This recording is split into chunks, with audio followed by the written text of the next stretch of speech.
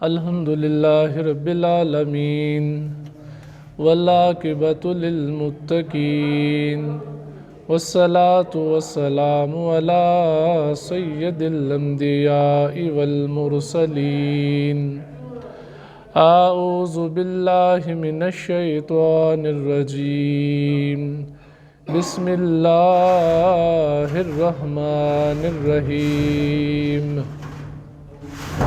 ان اللہ وملائکتہ یصلون علی النبی یا ایہا الذین آمنوا صلوا علیہ وسلموا تسلیما الصلاة والسلام علیک یا رسول اللہ وعلی آلک وصحابک یا حبیب اللہ الصلاة والسلام علیک یا نبی اللہ وعلی آلک وصحابک یا نور اللہ۔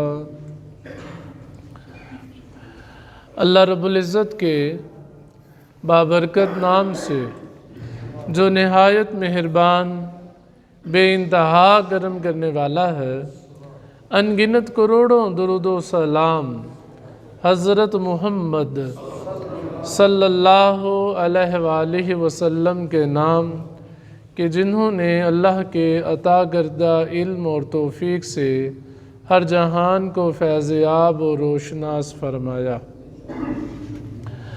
اللہ رب العزت کا بے حد شکر ہے کہ اللہ رب العزت نے صحت، تندرستی، شفا، ایمان اور توفیق کے ساتھ ماہ رمضان جیسا مقدس مہینہ عطا فرمایا،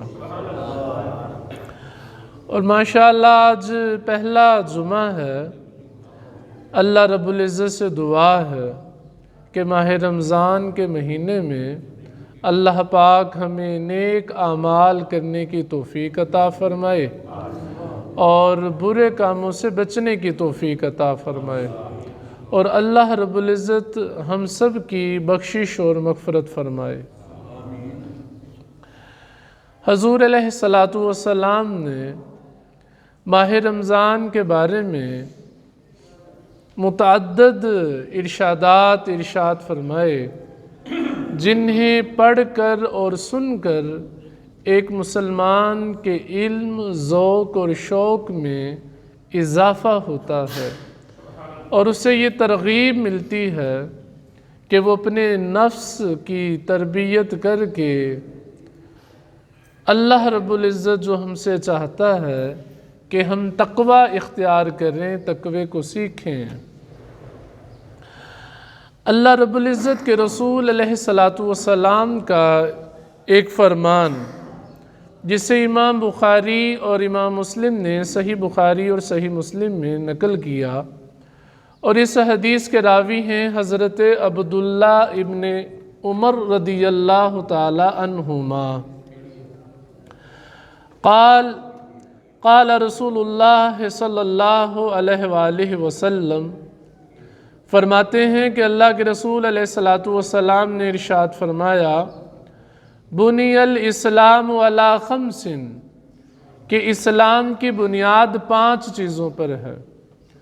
شہادت اللہ الہ الا اللہ وان محمدًا عبدہ ورسولہ، پہلی اس بات کی گواہی دینا کہ اللہ کے سوا کوئی خدا نہیں، اور محمد صلی اللہ علیہ وآلہ وسلم وہ اللہ کے بندے اور رسول ہیں۔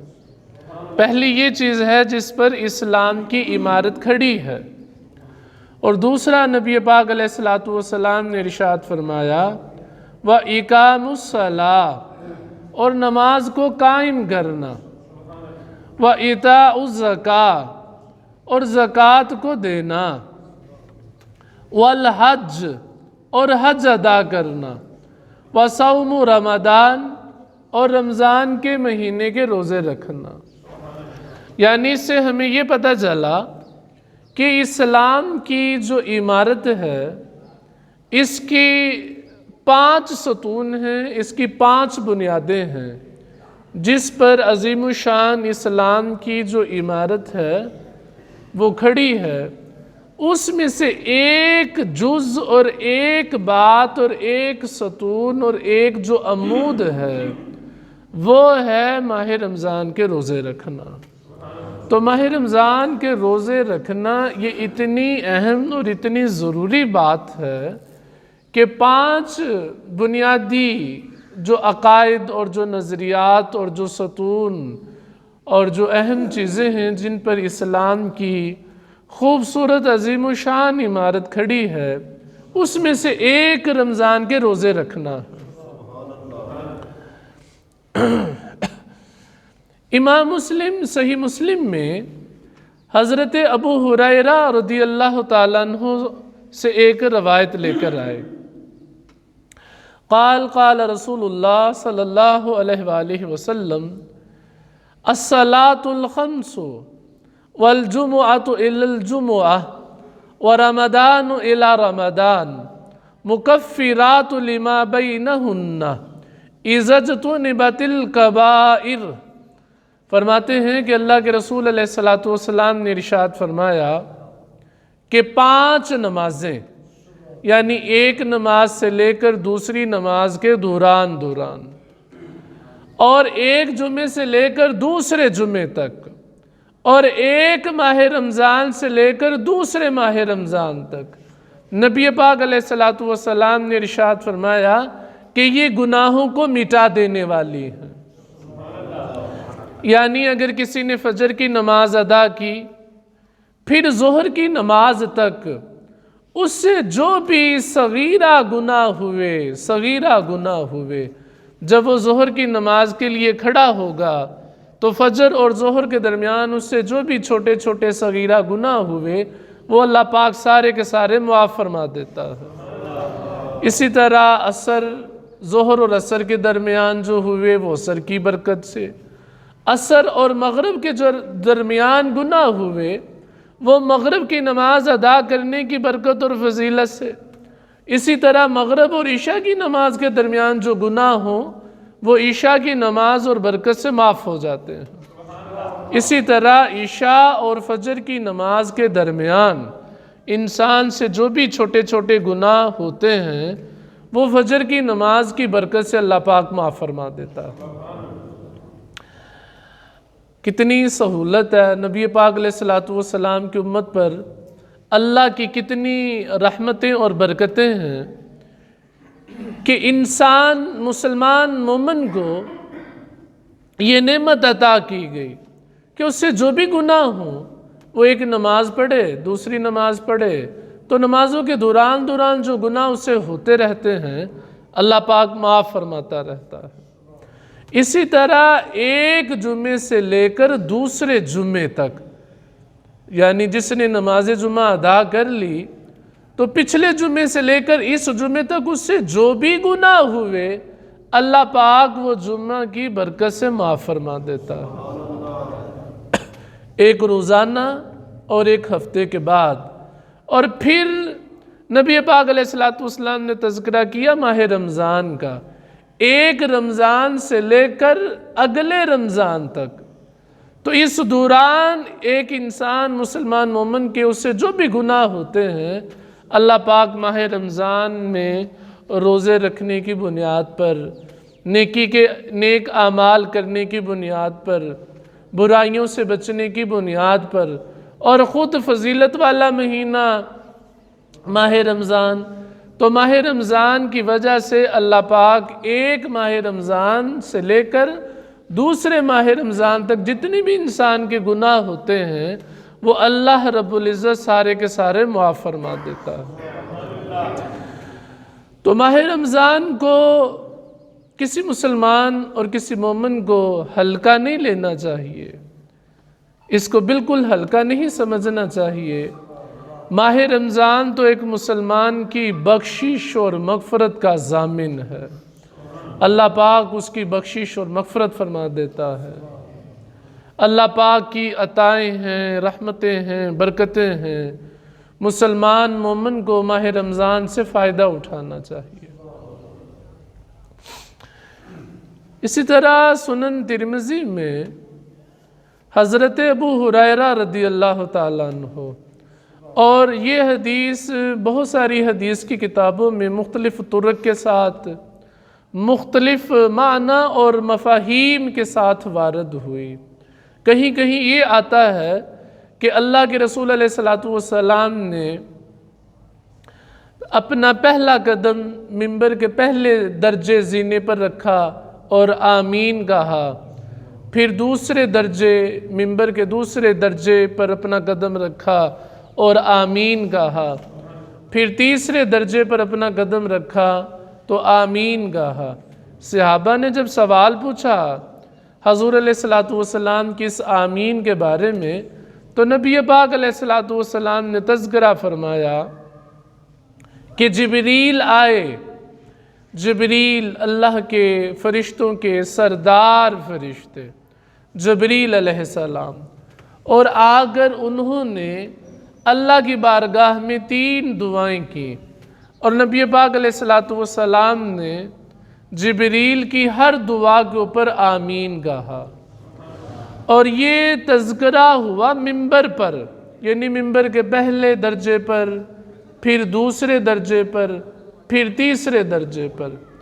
اس حدیث میں نزاکت، حساسیت اور اہمیت کی یہ بات ہے کہ دعا کرنے والا فرشتوں کا سردار ہے، اور فرشتوں کے سردار کی دعاؤں پر آمین کہنے والا انبیاء کا سردار ہے، رسولوں کا سردار ہے۔ تو انتہائی اہم حدیث ہو گئی اس نقطہ نظر سے۔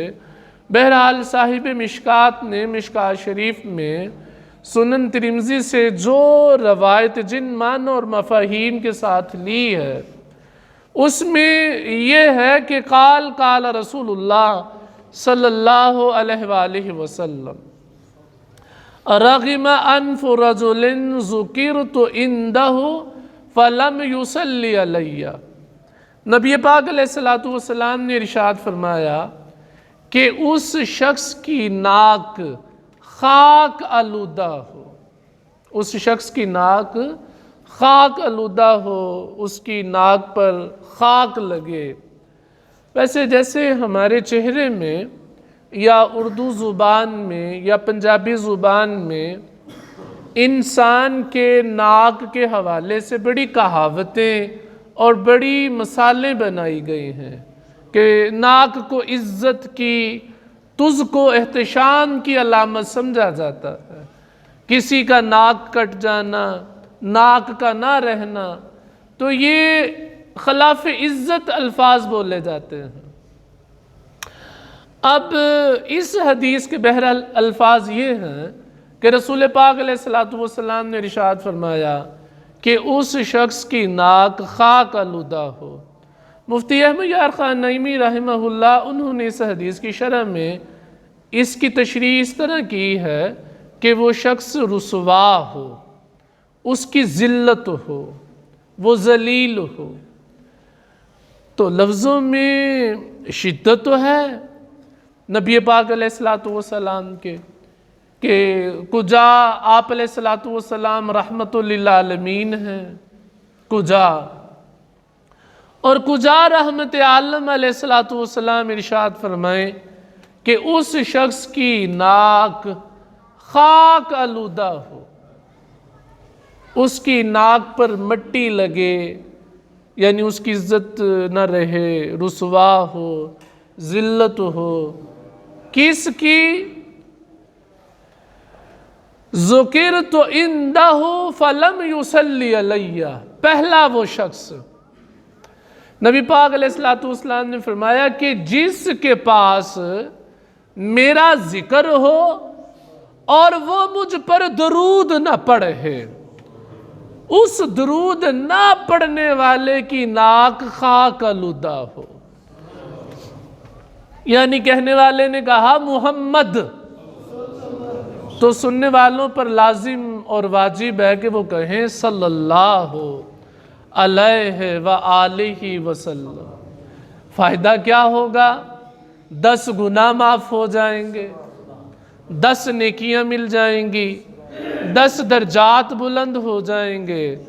اور اگر نبی پاک کا نام نامی سنا بھی اور نام نامی سن کر حضور علیہ السلام پر درود نہیں پڑھا تو وہ رسول پاک کے ان الفاظ کی زد میں آ جائے گا کہ اس کی ناک خاک آلودہ ہو، اس کی ناک کو مٹی لگے کہ جس کے پاس میرا ذکر ہو اور میرا ذکر سن کر بھی وہ رسول پاک علیہ السلام پر درود نہ پڑھے۔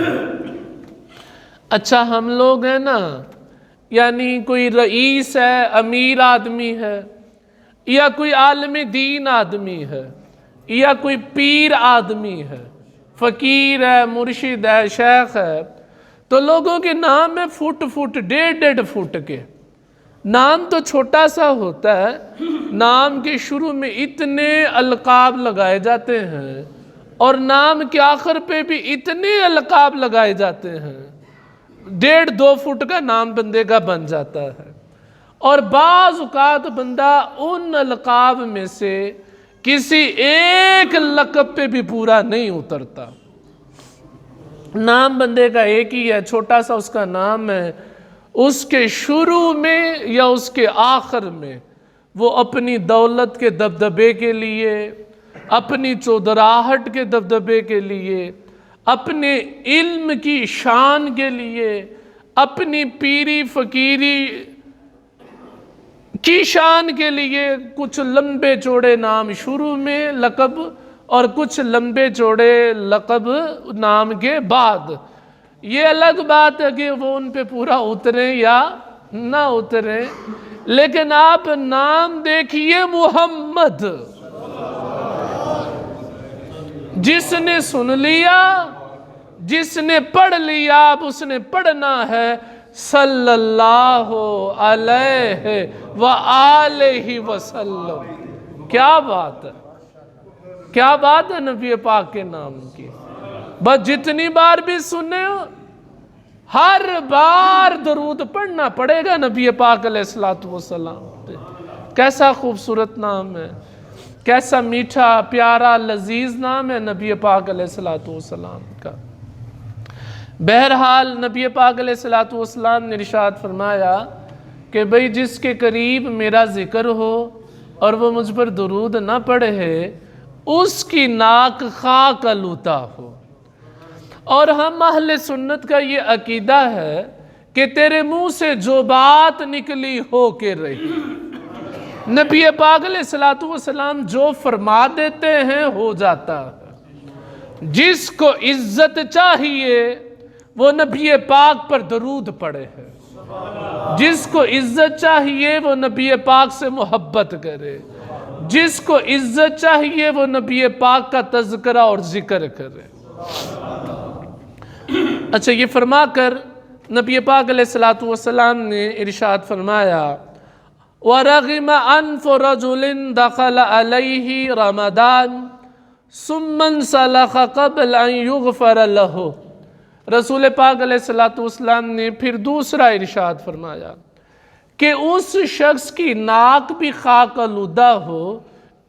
یا رسول اللہ کس کی؟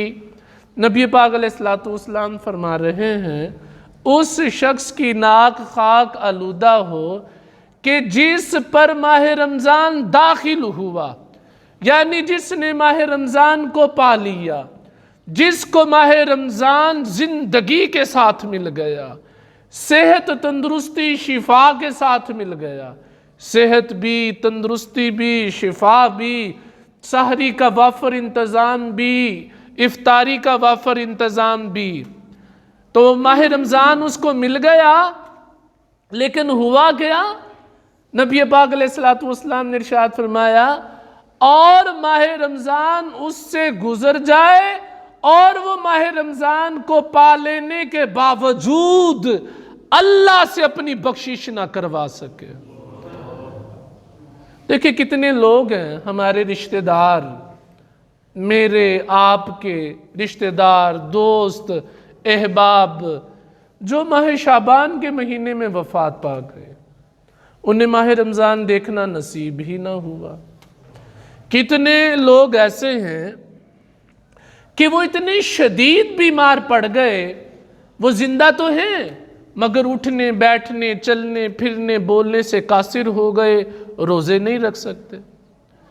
اچھا وہ لوگ جنہیں صحت بھی، تندرستی بھی، شفا بھی، ماہ رمضان بھی، تو نبی پاک علیہ السلام نے تو اتنے شدت کے الفاظ کلمات ادا فرمائے کہ جس پر ماہ رمضان داخل ہوا اور پھر ماہ رمضان اس سے گزر گیا اور ماہ رمضان کو پا کر بھی وہ اللہ سے اپنی بخشش نہیں کروا سکا، نبی پاک علیہ السلام نے ارشاد فرمایا اس کی ناک بھی خاک آلودہ ہو۔ اسی طرح نبی پاک علیہ السلام نے ارشاد فرمایا وَرَغِمَ أَنْفُ رَجُلٍ أَدْرَكَ عِنْدَهُ أَبَوَاهُ الْكِبَرَ أَوْ أَحَدُهُمَا فَلَمْ يُدْخِلَاهُ الْجَنَّةِ۔ نبی پاک علیہ السلام نے ارشاد فرمایا اس شخص کی ناک بھی خاک آلودہ ہو جو اپنے ماں باپ کو بڑھا پائے، ماں کو بھی باپ کو بھی حالت بڑھاپا میں پائے، دونوں کو یا دونوں میں سے ایک کو پائے اور اس کے ماں باپ اس کو جنت میں داخل نہ کروا سکیں، اس کے ماں باپ اسے جنت میں داخل، اس سے کیا مراد ہے کہ اولاد نے اپنی ماں کو حالت بڑھاپا میں پایا، باپ کو حالت بڑھاپا میں پایا، مگر اولاد ان کی خدمت کر کے جنت نہیں حاصل کر سکی۔ نبی پاک علیہ السلام نے ارشاد فرمایا ایسے شخص کی بھی ناک خاک آلودہ ہو۔ درود پاک حضور علیہ السلام۔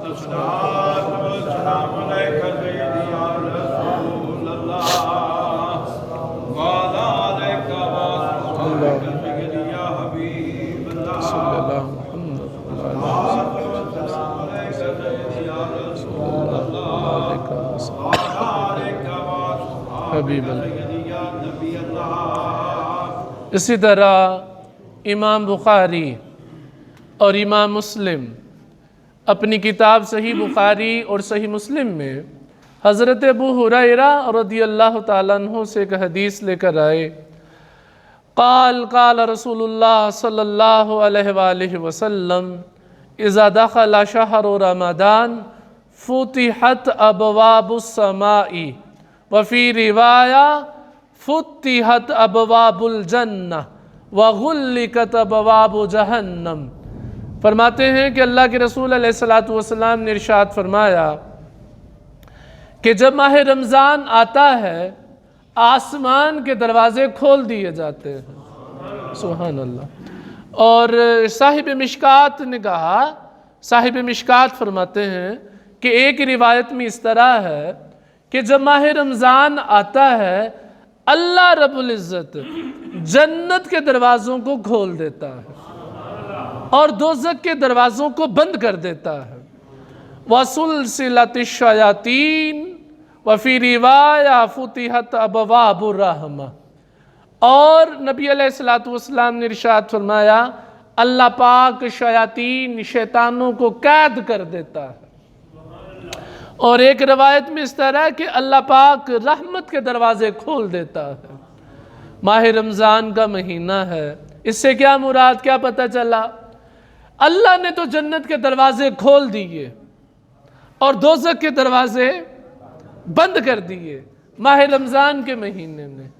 یعنی اللہ تو چاہتا ہے کہ اس کے رسول کی امت نیک اعمال بجا لائے اور برائی کے کاموں سے بچ کے جنت میں آ جائے اور دوزخ کی آگ سے اپنے آپ کو بچا لے۔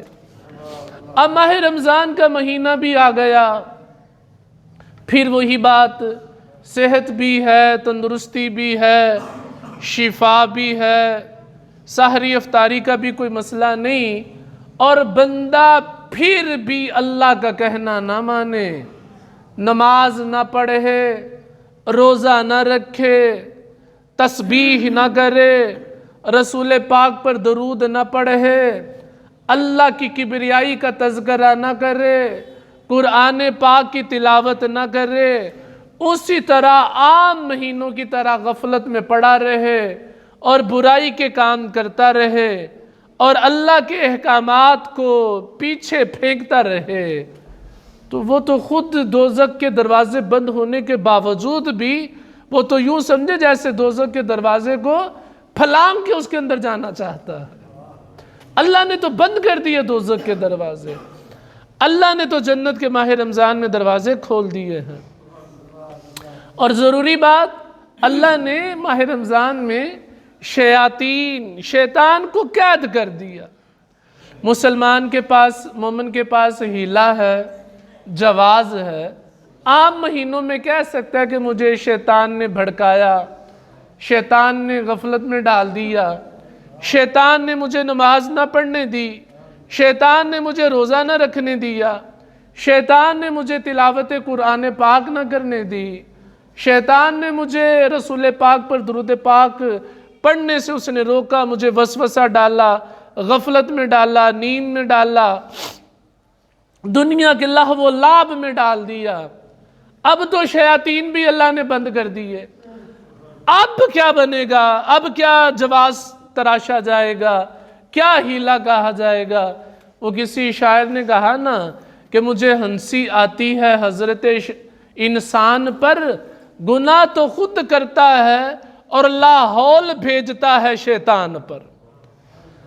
تو اب اس کا یہ مطلب ہوا کہ شیاطین تو ماہ رمضان میں قید ہیں، اب اگر کوئی گناہ کر رہا ہے تو وہ اپنے نفس سے گناہ کر رہا ہے، اپنی شہوتوں سے گناہ کر رہا ہے، اپنی غفلتوں سے گناہ کر رہا ہے۔ درود پاک حضور علیہ السلام، صلاۃ و سلام علیک یا رسول اللہ وعلی آلک و صحابک یا حبیب اللہ، الصلاۃ و سلام علیک یا نبی اللہ وعلی آلک و صحابک یا نور اللہ۔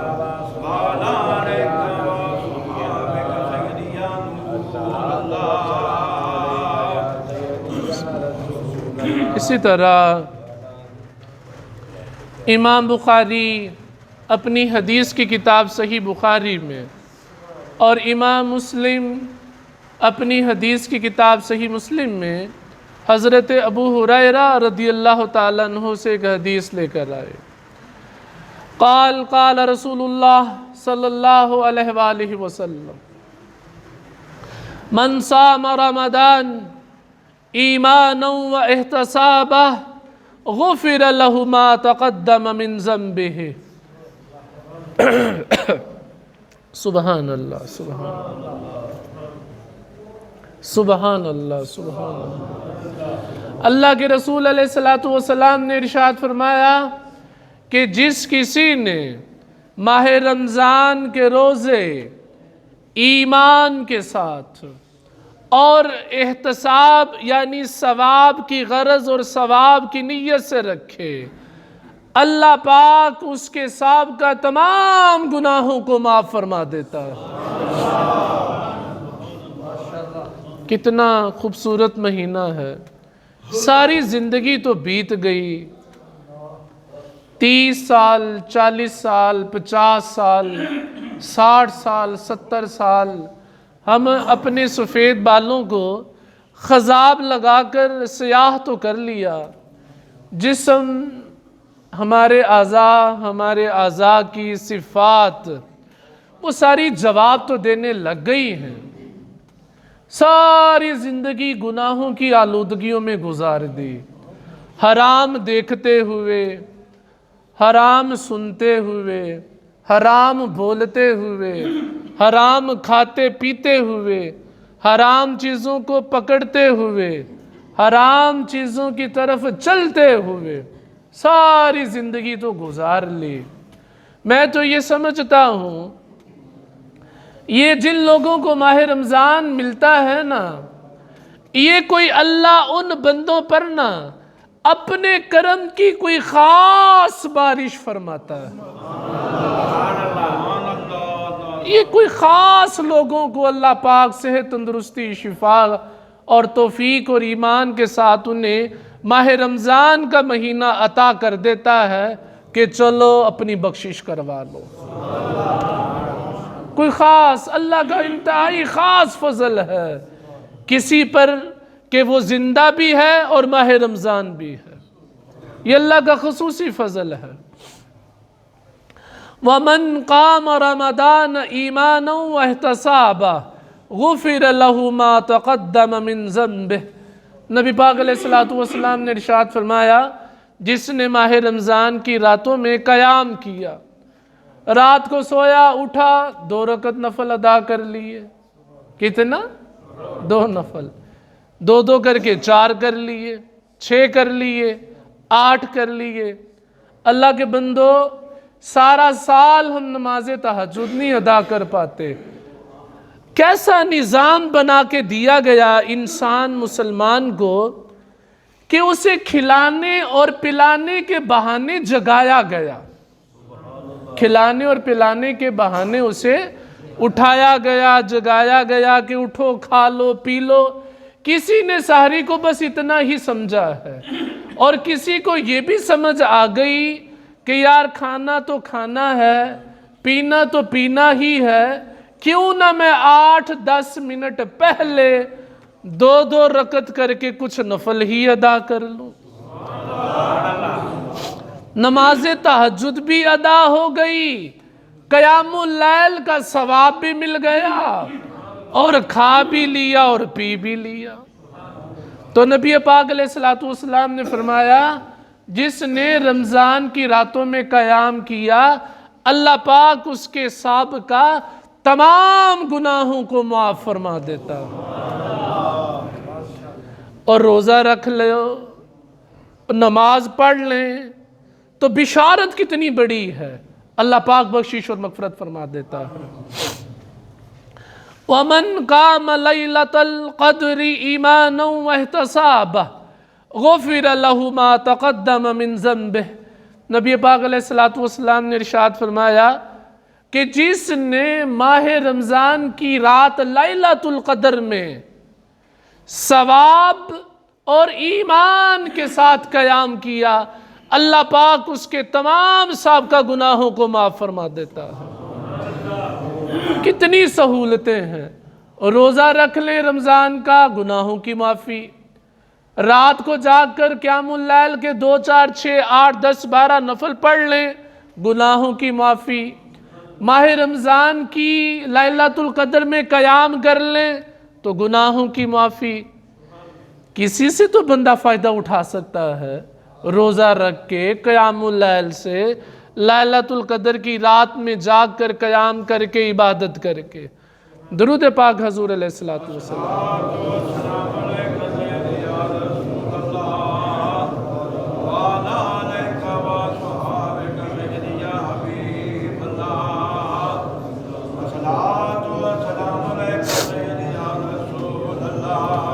الصلاۃ والسلام علیکہ یا رسول اللہ وعلی آلک و صحابک یا حبیب اللہ۔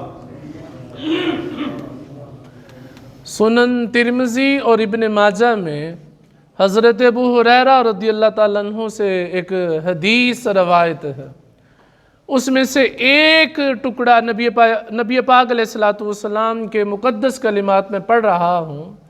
حضور فرماتے ہیں کہ ماہ رمضان کی راتوں میں وَيُنَادِ مُنَادٍ، ایک ندا دینے والا ندا دیتا ہے، ایک اعلان کرنے والا اعلان کرتا ہے، ایک آواز دینے والا آواز دیتا ہے، کیا؟ یا باغی الخیر اقبل۔ اللہ کے رسول علیہ السلام نے ارشاد فرمایا، اعلان کرنے والا، ندا دینے والا، آواز بلند کرنے والا آواز دیتا ہے کہ اے نیکی کے طلبگار، کچھ لوگوں کو غرض ہوتی ہے، ان کو حرص ہوتا ہے کہ وہ زیادہ سے زیادہ نیکیوں کے کام کر رہے ہیں۔ میں ایک روایت میں پڑھ رہا تھا کہ قیامت والے دن نا ہر شخص پر حسرت طاری ہوگی. جیسے ہم کہتے ہیں نا کہ کاش ہم یوں کر لیتے تو یوں ہو جاتا، حسرت، تمنا. چاہے وہ جنت میں جائے چاہے وہ دوزخ میں جائے، جنتیوں پر بھی حسرت طاری ہوگی اور دوزخیوں پر بھی حسرت طاری ہوگی. جنتیوں پر یہ حسرت طاری ہوگی کہ وہ جب جنت میں اللہ کی نعمتیں دیکھیں گے، اللہ کے انعام و اکرام دیکھیں گے، وہ حسرت اور تمنا کریں گے کاش ہم نے دنیا میں اور نیکی کے کام کر لیے ہوتے. حسرت ہوگی انہیں. اور جو دوزخ میں اللہ کا جب عذاب دیکھیں گے دوزخی، ان پر یہ حسرت طاری ہوگی کاش ہم نے دنیا میں گناہ کے کام کچھ تھوڑے کیے ہوتے کہ اتنا عذاب اللہ پاک. تو ماہ رمضان کی راتوں میں کوئی آواز دینے والا آواز دیتا ہے، ندا دینے والا منادی ندا کرتا ہے کہ اے نیکی کے طلبگار قبول کر. کیا بات اللہ رب العزت کی، اللہ کی رحمتیں، اللہ کی برکتیں. وَيَا بَاغِيَ الشَّرِّ أَقْصِرْ.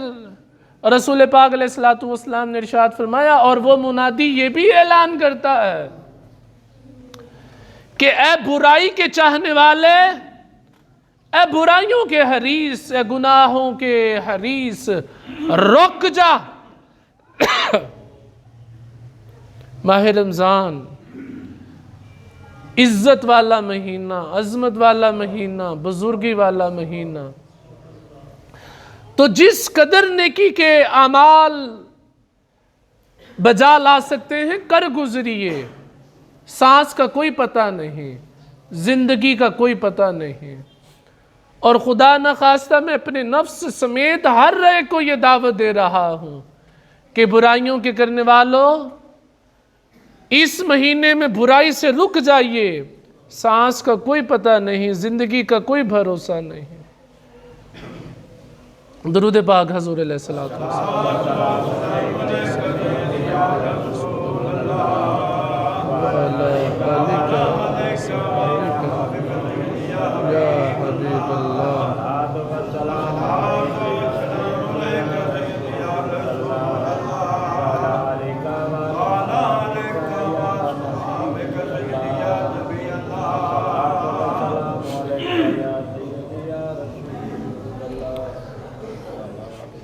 سبحان اللہ. اللہم صلی علی محمد وعلی آلہ وسلم. آپ دیکھیں کہ ماہ رمضان میں نیکیوں کا ثواب کتنا بڑھا دیا جاتا ہے، کتنا بڑھا دیا جاتا ہے. حضرت ابن عباس رضی اللہ تعالی عنہما سے روایت ہے اور متفق علیہ حدیث، یعنی صحیح بخاری میں بھی ہے اور صحیح مسلم میں بھی ہے. قال رسول اللہ صلی اللہ علیہ وآلہ وسلم ان عمرۃ فی رمضان تعدل حجہ. نبی پاک علیہ السلام نے ارشاد فرمایا کہ ماہ رمضان میں عمرہ کرنا اس کا ثواب حج کے برابر ہے. اس کا ثواب حج کے برابر ہے. اب دیکھیں نا، یہ مشہور احادیث ہیں، ہم نے سن لی ہیں کہ ماہ رمضان میں نفل کا ثواب کس کے برابر کر دیا جاتا ہے؟ بولیں کس کے برابر؟ فرض کے برابر. اور فرض کا ثواب 70 گنا بڑھا دیا جاتا ہے. عام مہینوں میں جس نے مکہ میں ایک نماز ادا کی اس کا ثواب ہے 1,00,000 کے برابر. کتنا؟ 1,00,000 کے برابر. تو ماہ رمضان کا اطلاق تو مکہ میں بھی ہے نا. عام دنیا میں فرض بڑھ گیا 70 گنا، اور یعنی ایک نماز، ایک فرض، وہ 70 گنا اس کا ثواب اجر کر دیا جاتا ہے. اور اگر کوئی بندہ ماہ رمضان میں مکہ میں موجود ہو حرم میں، تو وہاں جو وہ نماز ادا کرتا ہے ایک نماز کا ثواب 70 لاکھ نمازوں کے برابر. اجر و رزق۔ تو جس نے ماہ رمضان میں عمرہ کیا عمرہ، اور درجے میں، ثواب میں، فضیلت میں، اجر میں اس کا ثواب حج کے برابر۔ بلکہ ایک روایت میں تو یوں بھی آتا ہے، نبی پاک علیہ السلام نے ارشاد فرمایا کہ جس کسی نے ماہ رمضان میں عمرہ کیا ایسا ہی ہے جیسے اس نے مجھ محمد کے ساتھ حج کیا صلی اللہ علیہ وسلم۔ سبحان اللہ، اللہم صلی علی محمد وعلی آلہ وصحبہ وسلم۔ یہ بڑی عزت والا، بڑی عظمت والا، بڑی برکت اور بڑی خیر والا مہینہ آ گیا، اللہ کا فضل ہو گیا ہم پہ۔ اور میں بتا رہا تھا ابھی کچھ دیر پہلے، میں نے ایک حدیث، ایک روایت میں پڑھا کہ نبی پاک علیہ السلام نے ارشاد فرمایا کہ جس کسی کی ماہ رمضان میں بھی بخشش اور مغفرت نہ ہوگی پھر اس کی کب ہوگی؟ جو اللہ سے اپنے آپ کو ماہ رمضان میں بھی بخشوا نہ سکے، جو اللہ سے ماہ رمضان میں بھی اپنے گناہوں کی مغفرت نہ کروا سکے، رسول پاک نے اس پر حیرت کا اظہار فرمایا پھر اس کی بخشش کب ہوگی، اس کی مغفرت کب ہوگی؟ درود پاک حضور علیہ السلام۔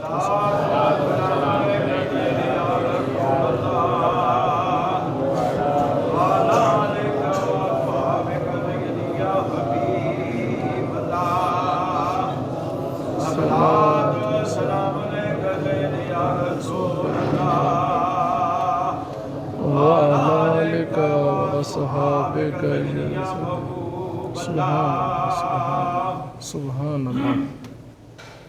صاحب مشکات نے مشکات شریف میں حضرت سلمان فارسی رضی اللہ تعالیٰ عنہ سے ایک تھوڑی سی طویل حدیث بیان کی، اس میں سے ایک مختصر سا اقتباس پڑھ رہا ہوں۔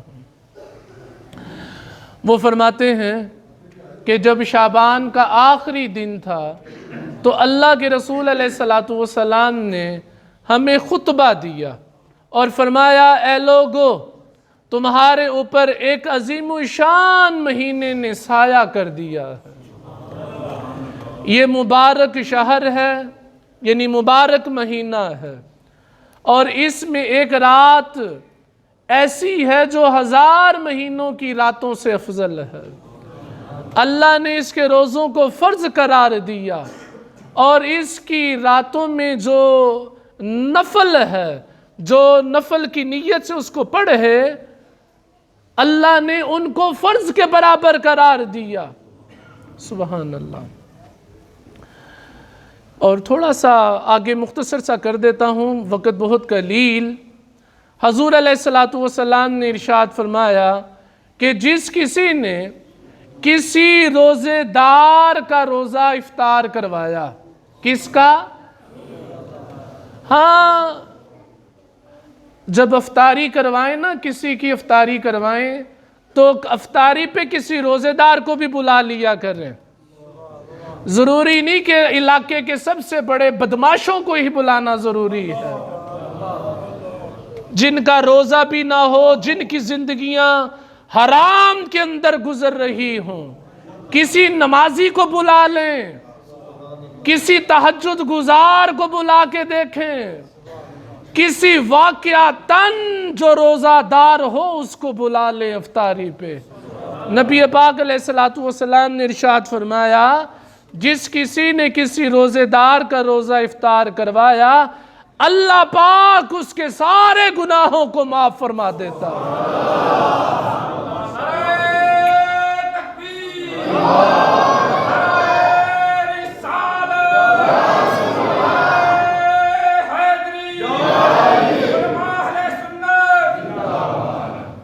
یعنی جس نے افطاری کروائی، افطاری کا اہتمام کیا، اللہ پاک اس کے سارے گناہوں کو معاف فرما دیتا ہے۔ مگر افطاری اس کی کروانی ہے جس نے روزہ رکھا ہو، یہ ایک بڑی مشکل ہے۔ وگرنہ ہم تو اپنے علاقے کے گلی محلوں کے ارد گرد کے وہ لوگ بلائیں گے کہ جن کے اوپر ہمیں بڑا فخر ناز ہو۔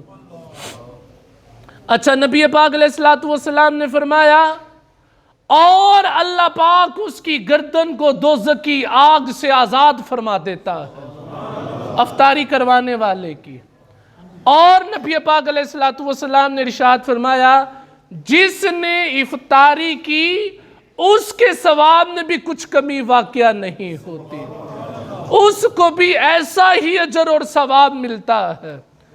اچھا صحابہ نے کہا کہ یا رسول اللہ ہم میں سے بعض ایسے ہیں جو کسی روزے دار کی افطاری کروانے کی استطاعت نہیں رکھتے، غریب مسکین۔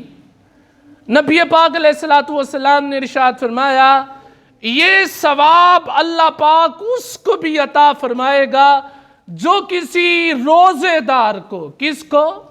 روزے دار کو افطاری کے وقت دودھ کا ایک گھونٹ پلا دے۔